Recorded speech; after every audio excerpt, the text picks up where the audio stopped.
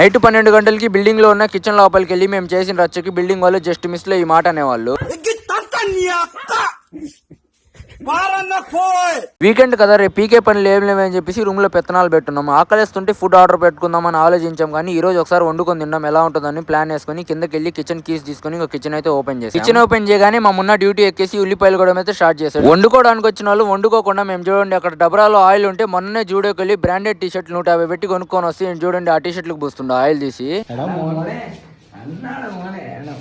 ఏమిరా బాలరాజు, ఏమిరా ఉపయోగం దేశానికి నీ వల్ల? ఏదన్నా పని చేసుకోరా బేవకు.